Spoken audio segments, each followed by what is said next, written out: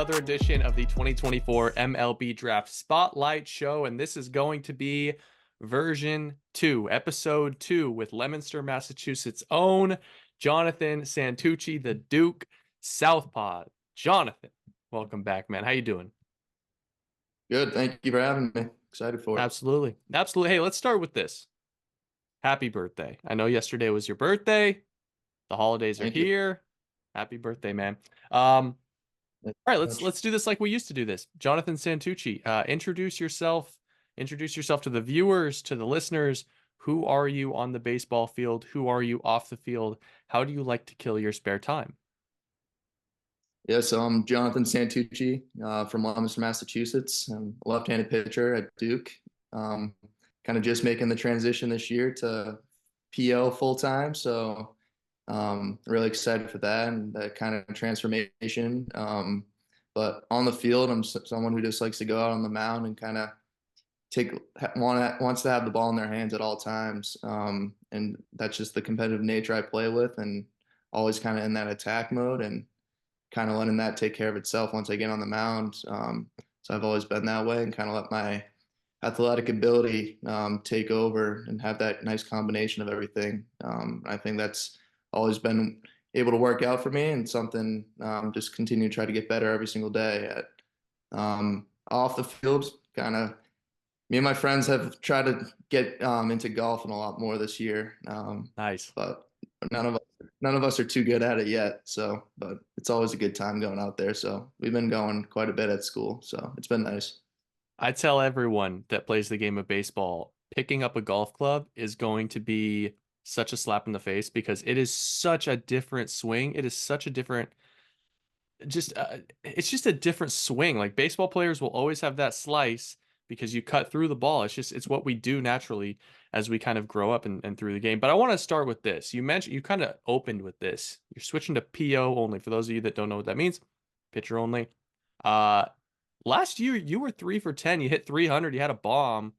In high school, you had some of the best bat speed in the 2021 class. Does it hurt to put the bat down? Mhm.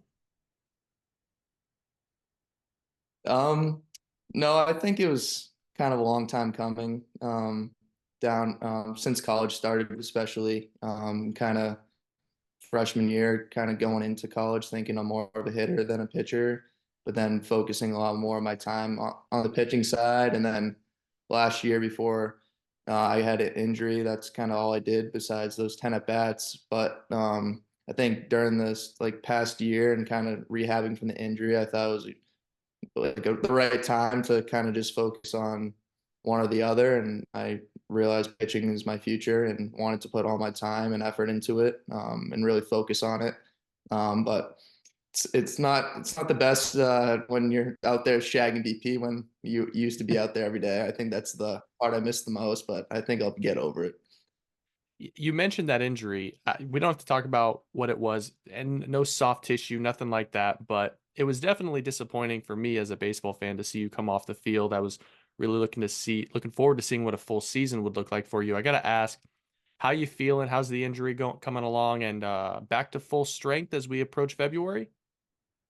Yeah, so had surgery in April and kind of took the full summer and rest of the spring to get it back to normal and just rehab it every single day and get that strength back. But once I was able to get back to school, end of August, was ready to get back off the mound again, and kind of building back up from there every single week. And by the end of the fall, I think I threw around 15 innings and felt like I was getting better and better every single week. And all my pitches and velocity was back to normal, if not better than ever, and felt feeling stronger than ever. So I'm really happy with how it's come along, and really looking forward to being healthy for an entire 2024 season.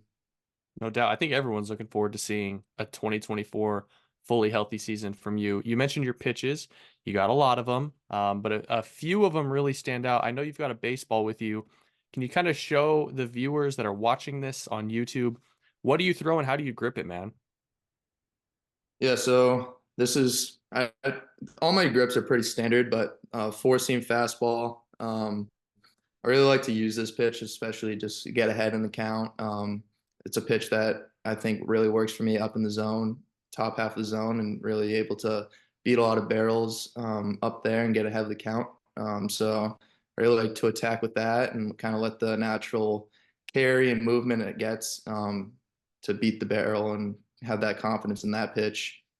And then another pretty standard grip, but for my slider, um, Hmm. kind of put a lot of my pressure on my middle finger on the lace and kind of just let it rip. And I think this is a pitch that I like to rely on or incorporate a lot, just because of the way I can manipulate kind of different movements with it, with the same grip, with kind of like a more slurvy kind of pitch to either get ahead of the count or just the back, like a lefty lefty, just back one in there for a strike, or kind of be able to manipulate it to be more like sweeper shape, back foot it when I'm up in the count, and maybe a little firmer as well. So that's been a kind of a pitch that I've always been able to rely on. And I think even this fall, coming off of injury, took even bigger strides and a lot of that consistency with it. So those two pitches are my main pitches, fastball and slider. And then I throw a circle change as well.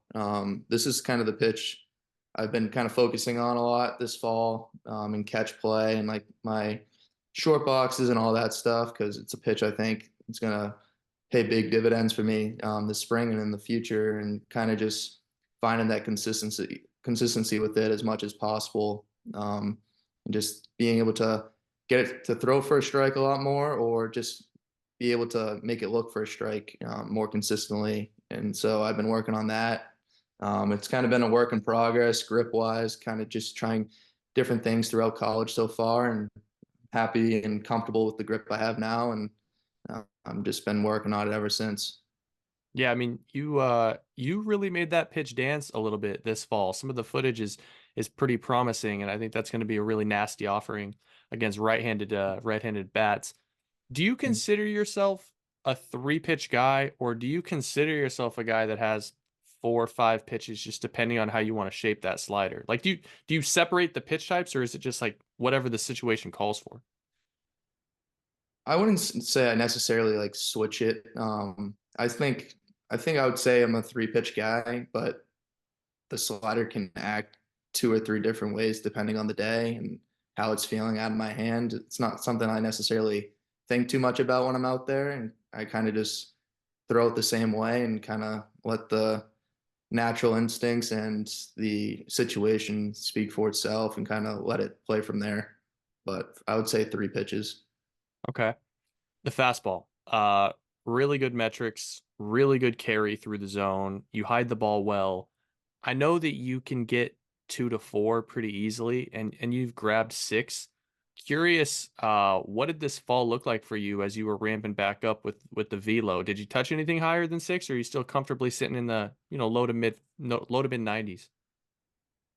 Yeah, this fall, kind of right when I was able to start throwing live again, like the velos kind of like the 92, 93, 92, 94 range. Right when I was getting back off the mound again, I feel like every single week it kept going up and up, either the max or just the average in general. And I think it was like 96 something that I hit as my max this fall. But the thing I was happy with the most was the average went up a lot more than last year. I think I averaged 94 this fall on my fastball, and kind of was able to reach back and hit the 94, 95 whenever I kind of wanted in that third or fourth inning if I threw that many pitches this fall. So I think that just the consistency with the velo went up a lot more this fall, and I think that's a testament to like the way I worked out this all summer and kind of getting back to that, and kind of just the work I put in all fall. So not necessarily the max velo, but the average definitely ticked up a bit. Yeah, you find me a guy that can sit 94 from the left side. I'll find you a big leaguer, no doubt about it. I'm curious, what are you focused on right now as we enter in January, February, the beginning of the season here? Kind of what's your development checkpoint that you're trying to really hone in on as we get into or spring ball? Yeah, so especially becoming pitcher only, I was able to really just dive into what I really want to work on, me and my pitching coach at school.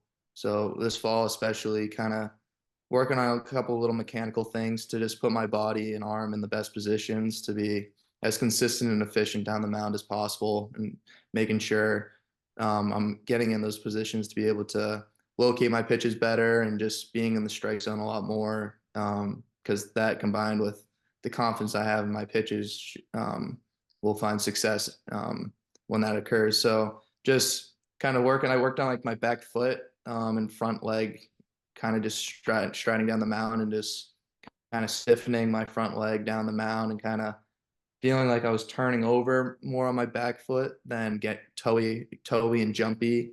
I think in the past I've gotten on my toe and that kind of just has caused a little inconsistency and kind of making me want to overthrow at times. So kind of just staying as free and easy down the mound and kind of overemphasizing those feelings throughout the fall so they become second nature. But I think those really helped and just killing like those movements every single day and catch play or my plyos and getting that movement or getting in those certain positions. I think that really helped me just be in the strike zone a lot more this fall. And I think that will help me to like accomplish that goal I have for myself of kind of like lowering my walk rate a little bit and just having that trust in my pitches and getting into the strike zone more consistently.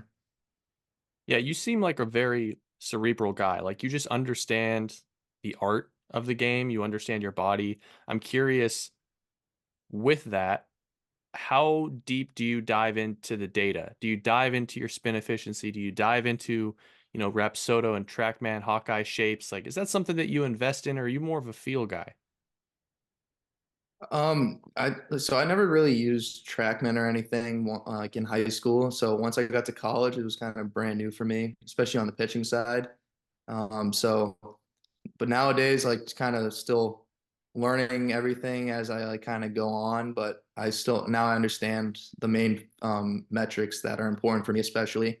So it's really good. We use them. We'll get our TrackMan files like the day after we pitch live, and then if we're throwing a bullpen, we'll have like a little iPad or a little TV right next to us every time we throw, so we can get that pitch to pitch, just metrics and kind of make those adjustments from there. So I think that's been good with my development, kind of being able to see like how this certain pitch feels to get that movement and kind of be able to just overemphasize that and just continue to do that over and over again. And I think that's been really good for my development, especially my changeup, because the changeup's the pitch Yeah. that requires the most feel. So just being able to crush that over and over again, I think that's been really good and having that immediate feedback. But I don't try to dive too much into it, especially like on in a live game setting, kind of just let my preparation throughout the week kind of take care of itself once I get out there and just allow me to go into compete mode and that attack mode. I know this is it all comes as one, but what's the first metric that your eyes jump to when you're throwing, let's say, I mean, the changeup is different for everyone. Everyone has different traits on the changeup, so I don't want to go towards that, but you've got a good fastball, especially for a lefty. What's the first metric that your eye goes to, that you're looking for on that shape reading? Yeah, so especially in my bullpens, I'll like to look for the IVB because my fastball is really high carry and around like 1920 IVB pretty much and can get up to 2020, 24, 25 IVB. So kind of making sure I'm in that range as consistently as possible. And then from there, being able to try to kill as much spin and IVB off my changeup and try to get that. My goal is try to get that change up to be below 10 IVB. And I think that's a goal we have as a pitching staff. Just kind of make the biggest difference possible in between the fastball and changeup. So we kind of just go over that over and over again and try to get that feeling, kind of get that shape going. But I think in a bullpen, especially, that's the metric that matters for me the most because everybody's pitches move differently. But for me, I think that's the biggest indicator of how my pitches are moving and how they're gonna work with the batter in the box. Yeah, I mean, if you're inducing over a foot of vertical separation off those two pitches, it's going to be tough for anyone to hit either one of them, especially when you take into consider the velocity buckets that you throw those two pitches in. I'm curious, what specific goals do you have individually in 2024? I know Duke has big, lofty goals. You have a good roster coming back, and a roster that has gotten older. But for you, fully healthy, what does 2024, what does a successful 2024 look like? Yeah, I think the biggest thing for me, we kind of touched on already, is just stay healthy all year. Mm. And I think being able to stay healthy and just putting my body and everything for during the off season in the best position possible to do that. I think a lot of the other things will take care of themselves. But I think for me, it's just like I was saying, kind of lower that walk rate a little bit. So and kind of with that, all the correlation is with walk rate, pitch count, and just being able to go deeper into the ball game, go try to strive for that 5 or 6 innings every single time, and just be able to put my team in the best position possible to win every Friday night and go ahead. I'm going into the weekend, and just I think that's the biggest goal for me. Something I've been trying to work on, and I think what I've been working on this fall is gonna really help with that. And just, but overall, I would just say go deeper into the ball games and kind of lower that pitch count moving forward throughout the game so I can go farther. Who's the lefty in the big leagues that you look up to? So me and my pitching coach kind of we've watched a good amount of Blake Snell this fall. Obviously, Cy Young Award winner, so you like to take its and pieces of everybody. But he was someone that kind of he's a little bigger than me height wise, but kind of similar. We felt like there was similar movements and we kind of like to look at him with what I was trying to work on and seeing how he does it in that specific movement, because I feel like the more I can see it, the better I understand it and able to incorporate it into my own delivery. So kind of watching him and kind of the way he just moves down the mound and how easy and efficient he is, kind of just working on that and just researching that and just seeing how his pitches move based on that. That's something I've kind of sat down and watched. And but I like to take bits and pieces of anybody from lefty, righty, or just anybody I can get my eyes on going through Twitter or Instagram. I like that. You and Blake definitely have some similar traits in terms of what the arsenal and how it all moves, especially with the way that you can reshape that breaking ball depending on the situation. All right, so last question. I got three more for you, then I'll let you go. Jonathan, for whoever ends up drafting you, I want you to speak to those fans. What is a fan base getting in Jonathan Santucci at the next level? They're definitely just getting someone who's going to represent the organization the best way possible and the way it's supposed to be done, kind of just going about his business the right way and not letting the moment get too big on them. Just staying in the moment and letting just go someone who's going to go out there every single time and compete and put their team in the best position possible to win a game. And I think with that comes a lot of success. And I hope to do that for a major league team for a long time and be that face of that franchise. I like that. Uh, let's say you pitch for 20 more years. All right, you pitch till you're 40. You got 550 starts ahead of you. What's the one song that you would be comfortable taking to the mound every single start? Can't change it. 20 years. What are you picking? I had "Ain't No Sunshine" by Bill Withers last year. That's a good song. Good pull. Yeah, my friends introduced it to me last year and used it last year. It's kind of the perfect duration for your warm up. So I kind of liked how subtle it was and the flow of it. So I liked how it worked last year, and I'm going to continue with that this year and probably in the future as well. Hey man, as long as you're shoving, why change it, right? All right. Mr. Santucci, your last question, and this might be the same question I gave you 3 years ago, and I don't care.